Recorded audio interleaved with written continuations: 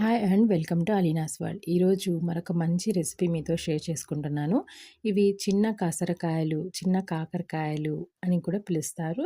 ఇవి వర్షాకాలం స్టార్ట్ అవ్వగానే మార్కెట్లోకి వచ్చేస్తాయి. చేదుగా ఉండే ఈ కాసరకాయలు చాలా హెల్దీ అండి. ఇవి బాడీలో ఉన్న ఇన్సులిన్ లెవెల్స్ని బాగా పెంచి బ్లడ్ షుగర్ని కంట్రోల్ చేస్తాయన్నమాట. ఇప్పుడు వీటి వేపుడిని ఎలా చేసుకోవాలో చూద్దాం. చేదుగా ఉంటాయి కాబట్టి మనం దీన్ని టేస్టీగా చేసుకోవాలి కదా వంట. సో ఎలా చేసుకోవాలో చూద్దాం. ముందుగా వీటిని తొడిమెలు తీసేసి మంచిగా వాష్ చేసుకోవాలి. ఇలా ఒక ఐరన్ తవా లేదా కడాయి తీసుకొని బాగా రోస్ట్ చేసుకోవాలి, పచ్చివాసన పోయే వరకు. ఇవి వేయించేటప్పుడు ఒక మంచి స్మెల్ కూడా వస్తుందండి. ఈ స్మెల్ అంటే నాకు చాలా ఇష్టం.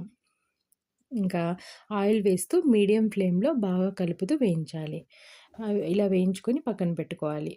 తర్వాత ఒక పెద్ద సైజు ఆనియన్ తీసుకోవాలి, ఒక పెద్ద టమాటా తీసుకోవాలి, కట్ చేసుకొని పక్కన పెట్టుకోండి.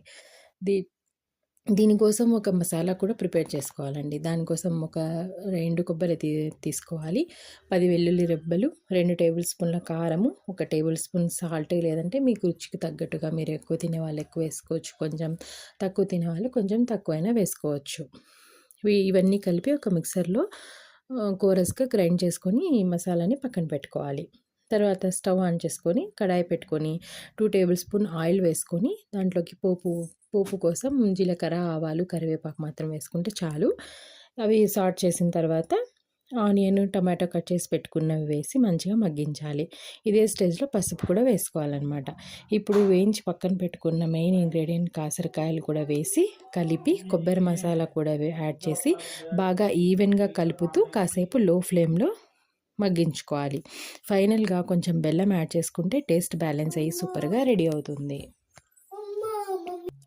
అంతేనండి, మంచి హెల్దీ అండ్ టేస్టీ కాసరకాయల వేపుడు రెడీ.